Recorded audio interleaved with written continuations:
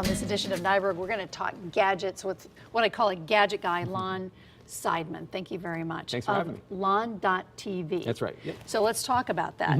You get on the air on YouTube. You've Right. got a TriCaster. For folks who don't know what a TriCaster is, It's a multi-camera switcher. So it's just like we have here when we're seeing different camera views, I can do this at home in my basement. So you're in your basement. So you're switching around Yep. and you're telling folks about gadgets, all kinds of gadgets. Yep. When you and I first met, you mounted an online kind of newsy TV thing. What happened with that? Well, it was actually pretty good. We were getting a lot of viewership, but it was hard. And it was called what? Localonlinenews.tv. So I Okay. just consolidated the the name. But it was good. We were getting views. People were excited about it, but it was hard to sell it as an advertising platform because it's hard. Based on people's consumption of content, things are really changing, as you know, and it's hard to get people to focus in on something and watch it on a regular basis. Everything is very much search-driven, which has been what's been working on the gadget side. And nobody has any attention span. It's about this. It's about this long. Right. So when did you start to get on YouTube and decide I'm going to talk about gadgets? Well, it was an odd thing. I got into a program that Amazon runs called the Vine program, and what they do is they pick out people in their reviewer audience that. And it's funny, there's a local online news tie into this. I was buying cameras for that effort, buying cheap cameras, because I didn't want to spend too much money on this effort to get it started, because I didn't need to. So I was reviewing these new cameras that, at the time, that would run on little SD cards, and I was reviewing them, and Amazon must have saw that I was reviewing and interacting with people that were asking questions, so they put me into this program, and they started sending different things to me to review, to put on keep for free? Yeah. I mean, But you would review them. I would review them, right? And you can't sell them, you can't give them away, and it was nice because there was a separation between me and the manufacturer, so you could really be objective and without having, you wouldn't have to deal with anyone calling up you and yelling at you that you weren't accurate or whatever. So you were on the Amazon platform. Right. Were you getting tens of thousands of hits? I'm not sure because they don't tell you what your traffic is, but I was getting a lot of helpful votes, and then I was looking at it, I was like, oh wow, I can upload videos now, and I like doing video because I was running a video thing, and I said, well, maybe I should take out, because all my equipment was out with the reporters doing the work, I took out my phone and started doing these little, I think it was a flip camera initially, just taking my camera out and like, here's the product, and and then I put it on Amazon. It was getting good, helpful votes, which are what you want on there. And then I said, I'm gonna put it on YouTube.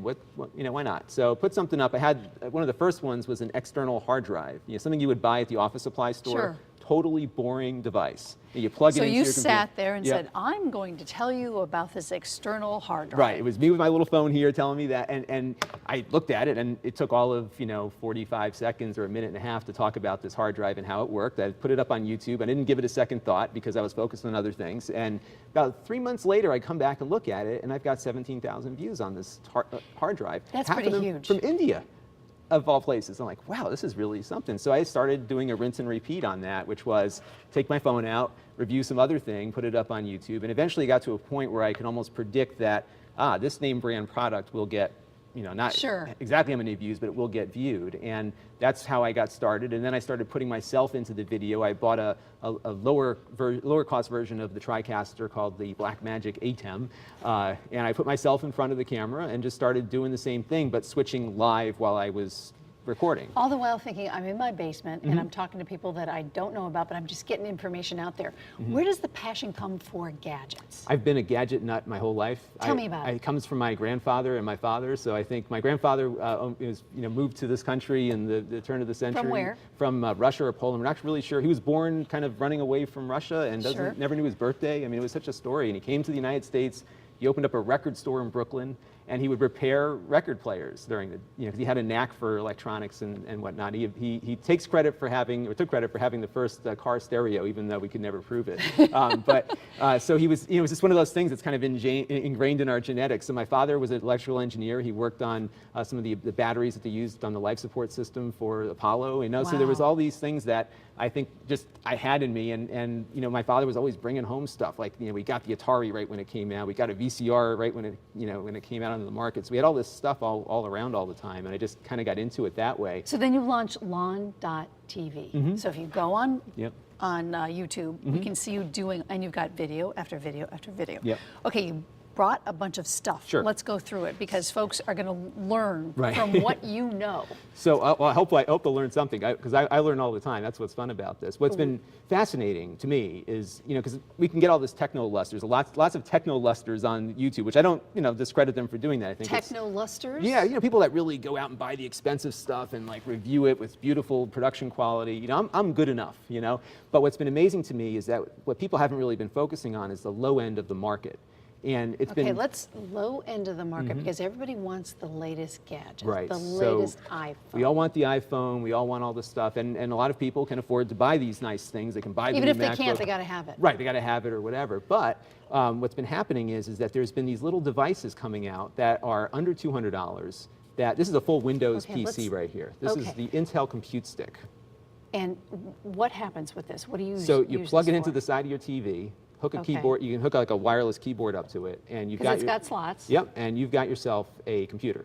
It's a Windows computer. So the same Windows computer that was on your desk a few minutes ago is pretty much. And then you there. plug in a keyboard. Yeah, keyboard. You can use a wireless keyboard. You can sit back and you've got yourself a full, fully functional Windows computer that you can do anything with. And this is how much? I think that's about $150, $170 for that. It's a lot cheaper than a computer. It is, and it is a computer, and that's what's amazing about this. Think about like a family that, when we first got our Apple computer, when my father ran down to New York City to buy it, we took a loan out from the bank. He was first starting his business. It was $5,000 for a computer that is like not even 1/10% of what that can do. Why don't we know about this? You know why? Because there's not a lot of profit margin on this stuff because these are inexpensive devices. This is a $99 tablet computer, also running Windows. It's actually got the same guts as this thing does, and it's a tablet. And you can hook it up to your TV and use it the same way. But this is sexy because everybody knows it. Yeah, correct? or it's something you can lean back with and whatever. But again, a full Windows computer that is $99, and there's a whole bunch of different choices from many manufacturers. This is a generic one, but there's HP and Toshiba. Everyone's making stuff in this price category. You got things like a Chromebook. This one's kind of a higher end. This is like maybe $230. Sure. But you can get one that looks just like this, same screen size and everything, $150 now. I love it that you're saving folks money. This is great. And I think what's important is that, for a family that is on a fixed income or has to make choices, the ability now to get every kid in the house equipped with something to help them become competitive. Because if you have one of these things, really, you just need a keyboard, a screen, and an internet connection. And you can connect up with Google services or any Amazon services or anyone else. Books are going away, so kids have to have these. They have to have these in things. School now. Yeah, and you know what? If the kids that don't, have to go in after school or before school or some other time that they don't have full access to the technology, it's almost like having to leave home to go read a book. Or they go to the library maybe to get on the computer right. there. Or you can sit, you can go next to a coffee shop. I mean, the internet access is more ubiquitous than it's been. So we're at a point now where, especially with these low-cost devices, that you can get everybody in your home equipped. That that because we're pushing all the STEM in the schools and everything for science, technology, education, and math, you can start doing all this stuff. You can program on these things. These are full Windows computers. Amazing to this me. is as powerful. All these things were pretty much as powerful as the computer I owned probably about 10 years ago. And we should say you have not been paid by Intel. No, to tell this us I about bought. this. I bought this. I bought that, and this thing I bought too. So I buy a lot of the things that I review on the channel too. And that's what's interesting is that the manufacturers don't often have review samples to send out of this stuff because there's not a high margin on it. It does very well overseas where the incomes are even tighter, and half my audience is overseas. So I really need to look at. So you're looking at your Google Analytics on your YouTube, and people, and I've watched some of your videos, tens of thousands, mostly coming from where? From all over the world. So I get about 50 to 60%, depending on the month, from the United States and Canada, kind of mixing North America together there. But a lot of folks from India, from Russia, from... You're making a little bit of money on it because you have ads? Yeah, there's a little bit of ad. But you're not going to go buy a new car? No, so I like to say this. If I was still single and living in a house with 5 people and eating ramen noodles, I'd probably get by, But it's definitely not a high-paying job. So many tech startups are doing that. Right. What else did you bring So on? this is another neat thing a couple other things here. So we've got the Raspberry Pi, which is... Is that your name or is No, that... that's what they call it. The Raspberry Pi. This is a British foundation. It's a nonprofit. And what they did is they came up, so that they actually focused on this issue of trying to get accessible computers to students in schools. So what this is very similar to... Are these USB ports on the side? There's 4 USB ports on there. There's a Ethernet jack to plug in your internet into it. And very similar to the compute stick, you just kind of plug it into your television, hook a keyboard up to Again it. with the TV? Yeah, why not? Do you have to have a smart TV to use No, this? no, just a HD TV, and you can go to any department store now and get one of those for under $100. Okay, too, this so. is just sort of bare, and I plug it in, and what happens with this? So this boots up. This doesn't run Windows. There's a new version that can kind of, it's a long story, but it has like a Windows variant that it can run. But it boots up into Linux, which is the Unix operating system. It kind of goes Sure. back to the 70s when all these things were first starting up. And you've got yourself a computer that you can program. You can run web servers on it. I have a project that I started where I was running an old bulletin board system through an Apple computer from the 80s, connected to this thing, and people can call into that Apple computer over the internet, which is really What does cool. this cost? $35. And how did you find this? So You're all the just- techies just know about this stuff. Like we all talk about it. And this was like an exciting thing because this was really the first of the low-cost computers that arrived. So this is not running the Intel hardware like So this one isn't new. is. This has been around. It's been around. They just came out with a new version of it that's faster. So the new one's like 10 times faster than the old one. Wow. So it's been, it's just incredible. And you think about, when I was growing up, we had the Apple computer and the Commodore computer, and those were things you just plugged into. And they were about this big. Yeah, they're a lot bigger. Heavy. But there was this thing where you would plug it into your television. That's how they worked. And all these things kind of go back to that. We're using new, higher tech TVs, but we're going back to that thing now where a kid can grab one of these things and kind of explore what's out there. And if you break it, it's maybe a couple of lattes you're not going to buy that week. Right. But Now, see, most people would go, well, it's not sexy like my phone here, and Right. I can't buy a case for this, and Right. it can't be Well, waterproof. they got some cool cases. They got Lego They have cases for that. cases Oh for yeah, there's a this? whole industry around these things. Yeah. What we're learning from you, Lon. So- All right, you've got a piece of cardboard Yeah, no, over this here. is really neat. So Google has been doing this thing called cardboard, and people thought this was I a did joke. not know this. So what you do with this is, so this is like a little cardboard. It looks like a View. Remember those Viewmasters? Sure. So Show the folks this. Yeah, we so- remember this from, like the World's Fair. Yeah, you put the thing in, 1920s, it's like 3D thing. So, Right. so rather than put in a piece of film that you would turn on a little rotator thing, you take your phone out and you put your phone in. And Okay. what it does is it'll render the scene in two different parts of the phone, and these little eyepieces line up with that. So you get a 3D thing, and because the phone can track movement, you've got yourself a virtual reality headset and a $10 piece of cardboard. So can I dial up Instagram and look at pictures, and I You get a could do 3D things like that. image? Yes, Google has a couple of like sample apps. There's a lot of, and this has been out now for a year. So if you go on either the iPhone store or the Google Play Store and look up, cardboard, this is a keyword, you're going to see like tens of dozens of these And why things. do I want to do that? Is it just a toy or it's just fun? Or what's the application for It's that? a lot of things. So first of all, it gives you a feel for what virtual reality could be, because you're getting actually a pretty functional VR headset. They've got all these different scenes. You can go places in the world and you can look around. I mean, it's a little, you're kind of in this disembodied thing because you can't see your feet, which gets, some people get a little motion sickness from it. I would, yes. So you want to be careful, but what's nice about this is that it's not strapped to your head, so the minute you get a little woozy, you just take it away. All right, just hold that up and let's Yeah, so this is how you do it. Okay. And so, but for kids, think about from an educational environment. You can buy these little non-phone phones, like a smaller version of a tablet for $50. What does this cost? This, I think I paid like $25 for this, but there's $10 versions of this. And Viewmaster, by the way, has one now too. Viewmaster. Yeah, oh, they're see, making one. Yeah. And this is called a Dodo case? Yeah, this is from Dodo Case, but there's a bunch of, you can go on Amazon or any of the other online retailers and you'll see dozens of these different attempts at this. Which brings me to your wrist. What is on your wrist? So I got the Apple Watch. And were you first in line with this? Well, the nice thing about what I do now is I stopped getting in line for things.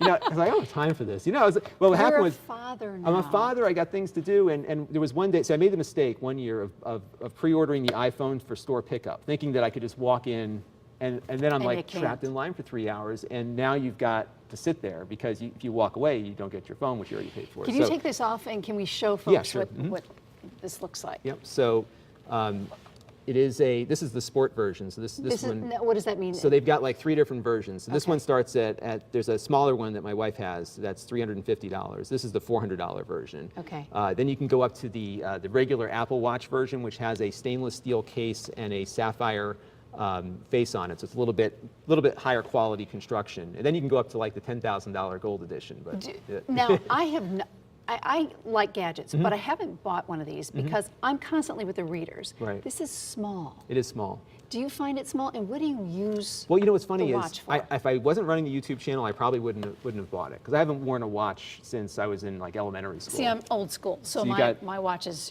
huge. Right, so you got, and actually that's good because these watches are kind of big, comparatively. Yeah, You know? okay. So some of the Google watches are about that size. Would I like this? I mean, I can get a text message on that, but don't you need a phone to Yes, run it this has to off be of? linked up with an iPhone. See, And doesn't that defeat the purpose? well, it does, except it'll do things like tell time. If you get away from the phone, it'll do some things. It doesn't do everything. But I have this. Right, and if you have that and it works, then I think that's what's happening is that there's so much maturity in these mobile devices now. Like they come out with new ones every year, but it's maybe a bigger screen now, maybe it's a little bit better camera, and the difference between like the first generation iPhone and the second and third were huge, right? Well, now, the camera on the 6 is amazing. It is. I wish I had the 6 Plus, you get the again, because of the stabilizer. readers, Yeah. you're right. Now, what else is coming out that you're excited to tell us about? This virtual reality stuff is actually pretty exciting to me because they've got, this is obviously one implementation of it. This is great for education because it's very cheap and accessible. There's a company called Oculus Rift that has this. They've been working on this for years now, and it's like amazing from everyone I haven't seen it yet. I've seen it, but I haven't actually tried it yet. But you think about for like video game players who want to get into like, the X-Wing fighter or something and really relive, their childhood Star Wars memories or whatever. That's some really cool stuff. You can really immerse yourself. It gets your peripheral vision covered. So it's really good, not for people that get car sick, but augmented reality is something else that's been interesting, and that's been developing too, where you're not putting yourself into some other world, you're overlaying data on top of what you're looking at. So for example, this is like a crazy, scary example that probably won't happen because people freak out about it, but you could have glasses on that could tell you who the person is you're talking to, as an example of what you could do with that kind of technology. You reviewed Google Glass. What did you think of that? So it was interesting. It seems like it's kind of died off. It's totally died off. Yeah. Okay. Well, and it was a lot weird. of money for something to die off. It is, but all the thought that went into that is going into the watches. Because and this was an interesting product experiment for Google, because it was one of those things where like Apple probably has 5 versions of that, but they'll never let anybody see it until they're confident that people might want to buy it. Google said, you know what, we're so open in our philosophy, let's just put it out there and see if people react to it. And they sold a lot of them, and you had to go into like one of their pickup centers to get it. So you couldn't even get it shipped to you. You had to go and meet with somebody. They would do a fitting, and you show up at this place. It was at Chelsea Market in New York City, and it's filled with people who are all wearing these things. It was like, what century did I just drop myself into? Did you take pictures of this? I took a few pictures of this. I'll have to send them to you. But it was just this bizarre thing. And then they said to me, "You're not going to wear them out?" I said, "Quite honestly, no. I feel a little self-conscious walking around with these things." And they had like some sunglass things for it, so you could wear them like as sunglasses. But you had this huge like mechanism hanging off your head. And right. Just from a social standpoint, every time you're talking to somebody, there's a camera pointed in their face, irrespective of whether or not it was recording. I know, right? Yeah. So let me, just in summing all of this up, things technologically are moving so fast. You just catch up with one thing and then there's something else. Right. Has it always been like this? No. Or, it's really accelerating moving. now. Could we just stay on one platform for like 4 seconds? No. I mean, this is... I hate that answer because we're all scrambling. Right, to keep up with it. And that's been, what's happening now is that, look at the cost, right? So computer used to be inaccessible to a larger portion of the economy than it is now. So now everybody can buy a computer. Everybody can afford to have a smartphone of some degree or another.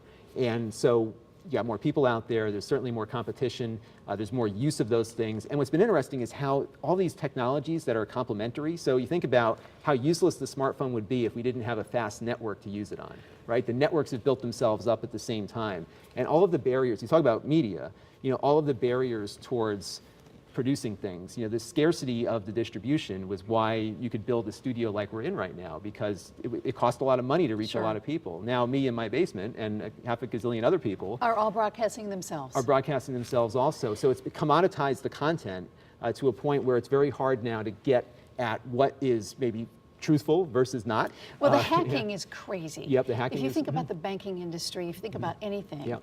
you're getting 3 or 4 new credit cards every year because it's Right. been hacked into or your information's been stolen. This is the crazy part of Right. technology. And there's a literacy that, this is a big component of it. There are things that you can do. I'm a big proponent of what's called two-factor authentication. Not to get into a huge... Can you spell that? Sure, two-factor. What it basically means is that you have a code that is always generating on your phones. When you go to log into something, you need to have a password and your phone with you to get in. And it is probably the single best way to keep people from getting into your accounts because it adds a layer of difficulty, right? But every security thing adds inconvenience. And the credit card companies have said, well, think about it, they're making so much money that they can deal with all this fraud.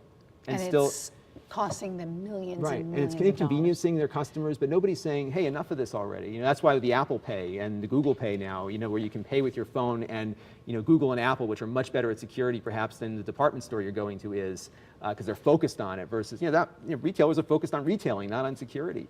So there are things that are coming out that, will help with these things, but, we're at a point where, having your authentication be a password is not enough. Having your authentication to the government be a social security number is not enough. Like, we need to find new factors of authentication, which unfortunately brings in privacy concerns. Not to get into a whole public policy discussion, but these are the things that, government doesn't move fast enough now to deal with the technology implications, and that's where we're at right now. Lon Seidman, thank you for coming out of your basement and telling us about all this. We have to have you back on. It's lon.tv. That's right. Thanks so much. Thanks for having me.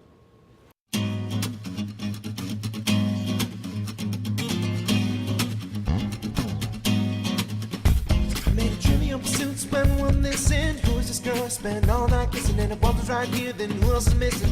Got a little sidetracked if I'm so wishing to find the keys to the door, but it's also a metaphor. Need to keep locked in the grocery store of the mind, just to save time. Skip right ahead to the nice ride. The harder we look, the less we can